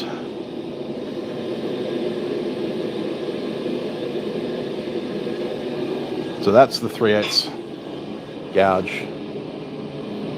Little baby 3/8 gouge. I'll show them all together at the end.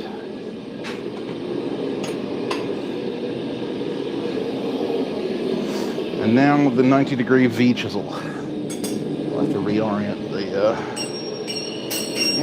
dang it.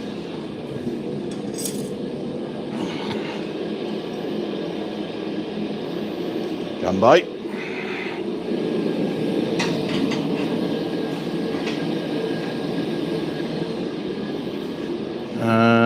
60-degree, 90-degree.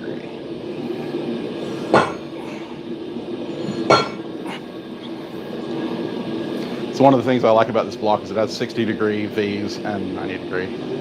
I will make a 60-degree V chisel as well for Dad, but that's going to have to wait until I make a 60-degree chisel, top chisel.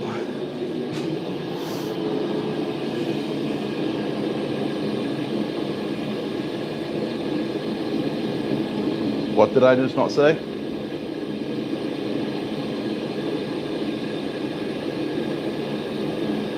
Distal tapers on that gouge a bit.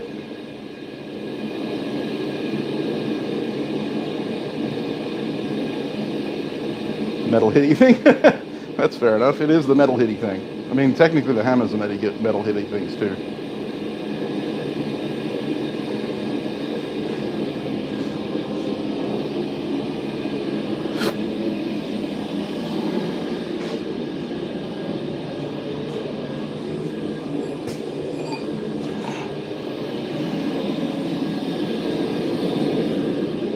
Okay, now I can use any of the V's to do this because they're all 90 degrees.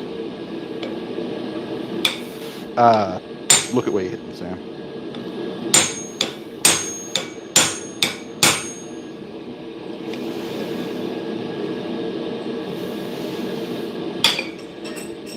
That went well.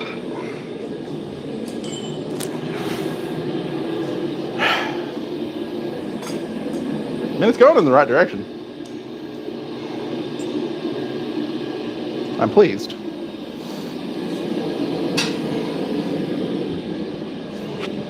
This is tricky with only one person. I'm glad to hear that, Randy.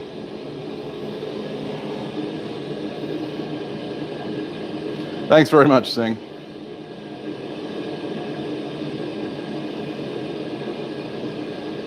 Fix it in post, yeah.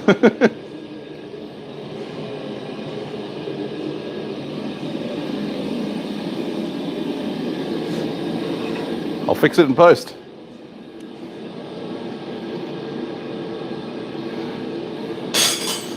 Post forging.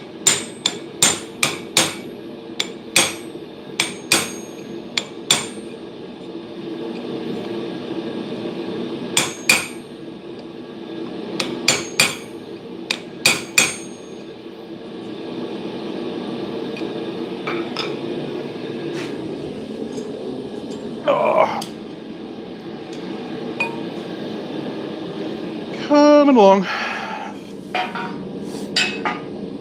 Making my way downtown, walking fast. Find a seagull, go fuck yourself.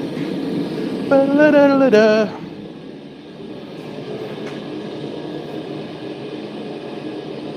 Have one hammer, then you pick up the next one. Yeah, that's it. I have less hammers than I want.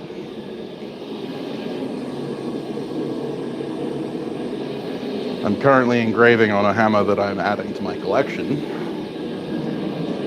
but I kind of don't want all of my hammers to be made by me. I like owning hammers made by other people. That's why I like my Hans hammer and my Bobby hammer. And my soon-to-be Seth Wood hammer. Yes, it is a 90-degree top tool. It's my 90-degree chisel for making box jaws in tongs.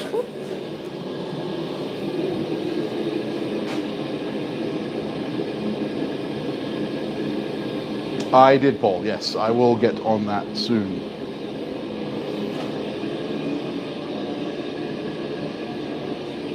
I need to put a handle on that double diagonal from Jared. The only problem is it's very large and it's not quite oval, it's almost perfectly round. It is slightly oval. But, yeah. It's got Jared's mark on it.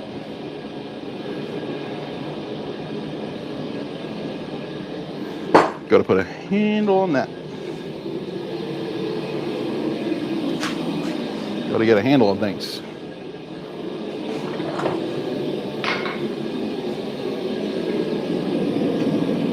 All right. Let me switch to this one. Put the tongue up.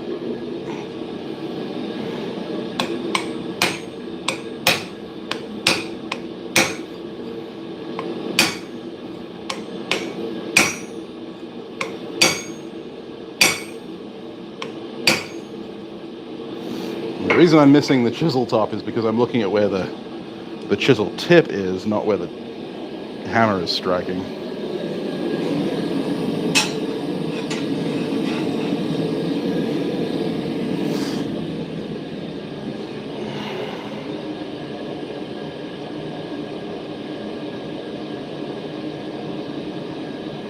Fair enough, Randy. Hey, Honda Soldat, how you going? No, Paul, that's fine. Hold on to it. I only ask for payment after I complete the mission, and because it could take me a week, it could take me a month, it could take me 2 months. So I don't like having the money in my account unless I've got the product in my hand, because that way I can send it off and not feel terrible about having an order hanging over my head. It's the reason I don't take deposits on most work anymore. There are a couple of pieces that I will. Big custom projects. But hammers, I refuse. Okay. Now it's really curved, so like it's V-shaped, but it's also really curved right now, so I've got to straighten that out. Got to straighten you out, boy.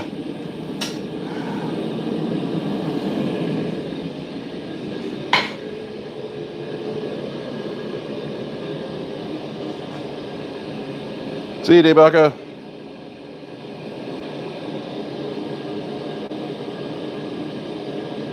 Got to feed your hammer addiction. Yeah, I need at least like five more hammers.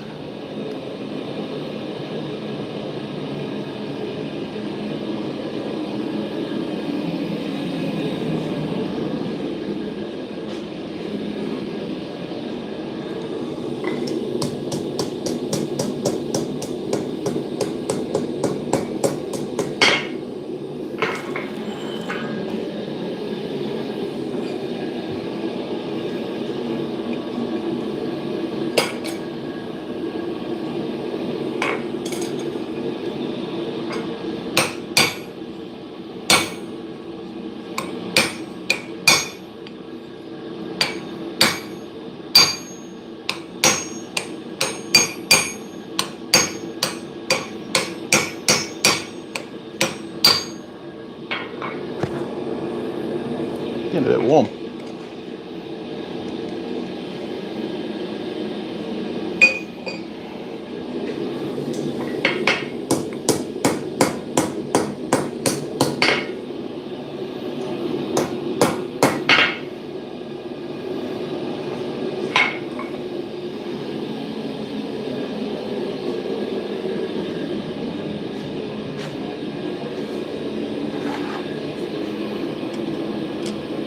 All right, now just fix the tang.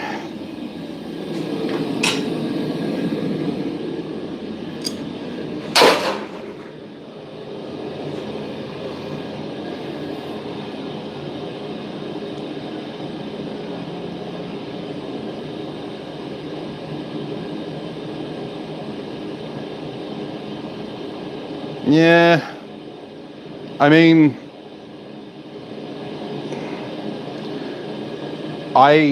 so when chiseling, James, I prefer to concentrate on the working end, because when you strike, it's really easy for the working end to move. And well, fuck that anyway. In engraving, if you're concentrating only on the struck end, you'll not know where you're going.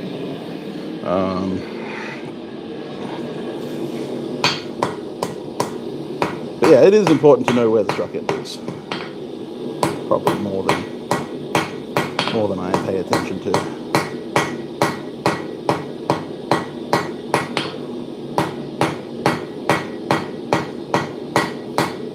But every time I've shifted focus from the working end to the struck end is when I've ended up missing what I'm aiming for.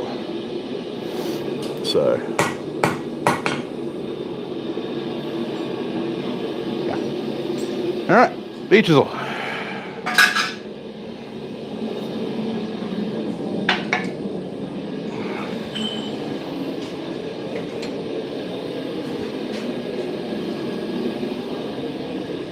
Obviously, these all need grinding. But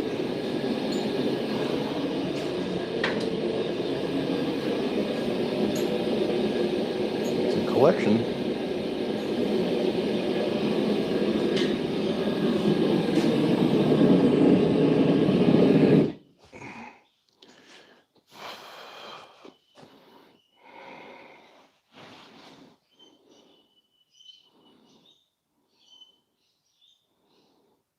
That's the one, Caitlin.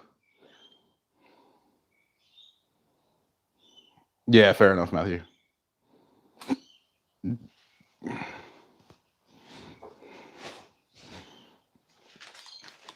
All right. Sorry for the close-up. Should have flipped the camera.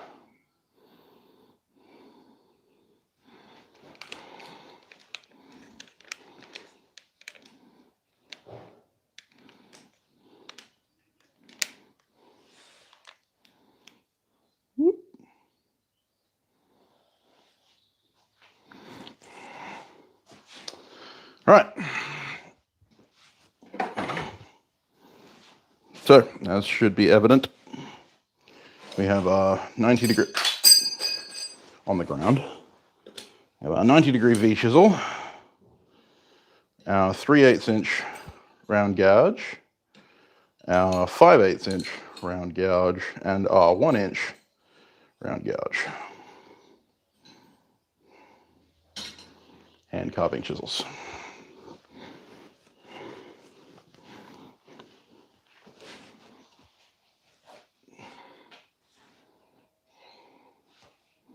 Thank you. Still got a lot of grinding to do, but yeah.